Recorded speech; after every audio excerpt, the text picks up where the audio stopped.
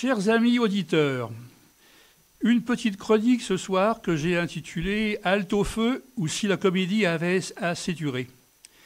Quel plaisir de vous retrouver ce soir, même si la période Covid est longue, trop longue, que nous venons de subir est loin, bien loin hélas, d'en être à son terme. Que n'avons-nous entendu, que n'allons-nous pas encore entendre, experts de tout poil, chaque Français n'en est-il pas un, comme un sélectionneur de l'équipe de France de foot.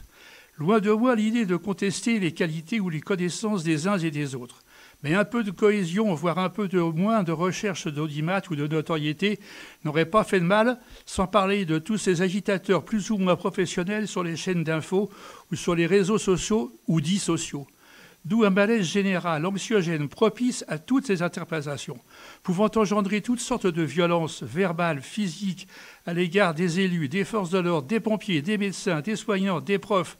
La liste n'est pas exhaustive, hélas, insupportable. La bêtise humaine ne serait-elle pas sans limite? Qu'auraient-ils fait tous ces grands penseurs en situation de suggestion? C'est bien de critiquer. Qu'auraient-ils proposé de mieux?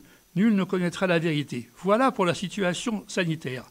Attention, un scoop. Autre actualité, et non des moindres, la présidentielle.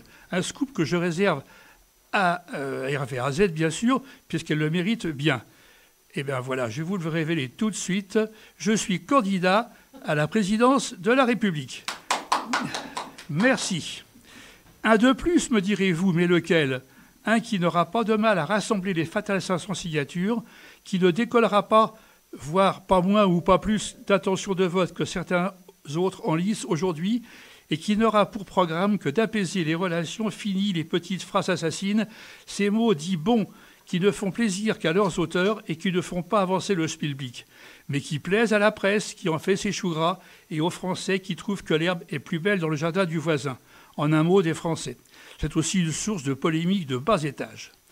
Je partirai donc sur mon petit nuage, parcourir notre belle France sur mon petit nuage, vêtu, comme l'écrivait Victor Hugo, de probité candide et de vin blanc, pardon. Et si, chers compatriotes, vous alliez faire un tour dans d'autres contrées, vous ne pourriez même pas vous exprimer sous quelque forme que ce soit, sans vous exposer à des sanctions plus ou moins supportables. Enfin, je vous recommanderai, sur le même sujet, une chronique dans l'Express qui m'a fait bien plaisir. Elle est signée Marilyn Maezo, c'est une universitaire essayiste, et à laquelle j'ai osé emprunter le titre de cette rubrique. Merci, à bientôt.